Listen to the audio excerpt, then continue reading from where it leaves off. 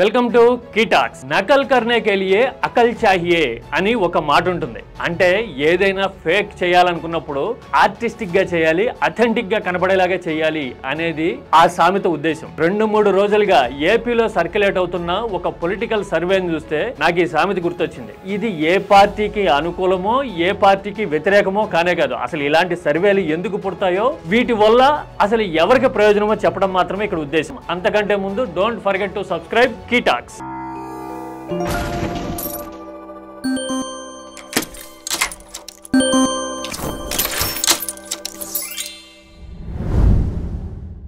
ఏపీలో కూటమికి ఏడాది పూర్తవుతున్న సమయంలో ఎమ్మెల్యేల పనితీరు మీద సర్వే చేశారు అంటూ ఊరు పేరు లేని సర్వే ఒకటి తిరుగుతోంది. పూర్వకాలంలో ఆకాశరామన్ ఉత్తరం అంటూ ఉండేవాళ్ళు. అంటే టు అడ్రస్ తప్ప అందులో ఫ్రమ్ అడ్రస్ ఉండేది కదా. అంటే ఎవడు రాశాడు, ఎందుకు రాశాడు అనేది చదివి వాడు ఎవడికి తోచింది వాడు అనుకోవటమే. ఇది ఒక రకంగా ఆకాశరామన్న సర్వే. ఇక్కడ మీరు చూస్తూ ఉన్నారు, అన్నం ఉడికిందో లేదో తెలియటానికి కొన్ని మెతుకులు పట్టుకుంటే చాలు, మొత్తం అన్నాన్ని పిసకాల్సిన పని లేదు. అలాగా ఒక 4-5 నియోజకవర్గాలు ర్యాండమ్ గా చూద్దాం.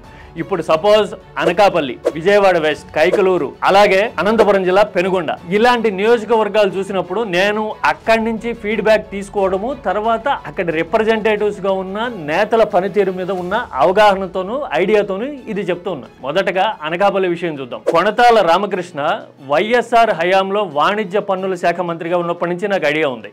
ఏ విషయంలో అయినా సరే కొణతాల రామకృష్ణ ఎక్కువ తక్కువ మాట్లాడినట్టు మనకి ఇప్పటివరకు కనపడదు. బహుశా ఎంతవరకు ఉండాలో అంతవరకు ఉంటూ గ్రౌండ్ కి స్టిక్ అని ఉండడం వల్లే దాదాపు ఒక 10 ఏళ్ల విలువైన రాజకీయ సమయాన్ని ఆయన కోల్పోయారేమో అని అనిపిస్తూ ఉంటుంది. ఇప్పుడు అనకాపల్లిలో తీవ్రమైన వ్యతిరేకత ఉంది అని ఈ సర్వేలో చెప్తూ ఉన్నారు. ఆ తర్వాత ఇంకొక విషయం ఇక్కడ ప్రధానంగా ప్రస్తావించాలి. ఒక 4-5 నెలల కిందట రాష్ట్ర వ్యాప్తంగా సిండికేటింగ్ గురించి, టెండర్ల గురించి, పర్సంటేజ్ల గురించి అధికార కూటమి నాయకులు విస్తృతంగా చర్చించుకుంటున్న సమయంలో ఇలాంటి వ్యవహారాలకు దూరంగా ఉండాలి అని చెప్పిన నాయకులు బహుశా వేళ్ల మీద లెక్క పెట్టగలిగినంత మందిలో ఈ కైకలూరు, విజయవాడ వెస్ట్ నియోజకవర్గాలు ఉన్నాయి. ఇప్పుడు వాళ్ళని కూడా ఈ లిస్ట్ లో చేర్చారు. చేతి డబ్బులు పెట్టుకునో లేదంటే సొంత ఫౌండేషన్ నుంచి ఖర్చు పెట్టో రాజకీయాల్లో పనిచేసే వాళ్ళు ఎంతమంది ఉంటారు?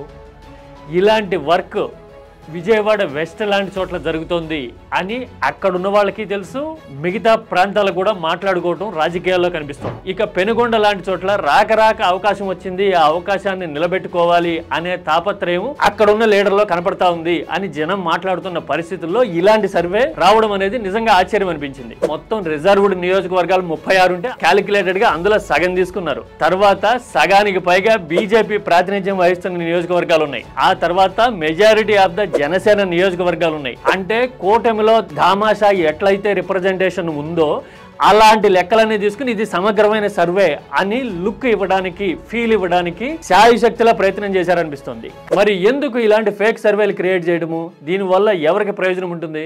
ఇందులో ఒక మెథడాలజీ కానీ, ఒక శాంప్లింగ్ కానీ, లేదంటే గనక ఎప్పుడు సర్వే చేశారనేది కానీ, లేకపోతే దీనికి సంబంధించి బ్యాక్గ్రౌండ్ వెరిఫికేషన్ కి పనికొచ్చే రికార్డ్స్ కానీ, అంటే లాంగిట్యూడ్, లాటిట్యూడ్ సంబంధించినవి కానీ, లేకపోతే ఆడియో రికార్డ్స్ కానీ, ఈ కాలంలో అవన్నీ సర్వేలకు ఉంటున్నాయి. అసలు అలాంటి ప్రస్తావన ఎక్కడా దీంట్లో లేదు. కేవలం పెరిఫెరల్ గా రిలీజ్ చేశారు. ప్రభుత్వం మీద రావాల్సిన వ్యతిరేకత ఆల్రెడీ వస్తున్నప్పుడు, హామీల అమలు విషయంలో జనంలో అసంతృప్తి పెరుగుతూ ఉన్నప్పుడు నేచురల్ అడ్వాంటేజ్ ని లివరేజ్ తీసుకుంటే సరిపోతుంది. అట్లాంటిది మానేసి ఇలాంటి సర్వేలు ప్రచారం చేయడం మూలన రేపు నిజమైన రిపోర్ట్లు వచ్చినా గానీ నమ్మే పరిస్థితి ఉండదు. So please don't do this kind of false propaganda. I request. మీకు నా పర్సెప్షన్ నచ్చితే గనక కీటాక్స్ ని సబ్స్క్రైబ్ చేయండి.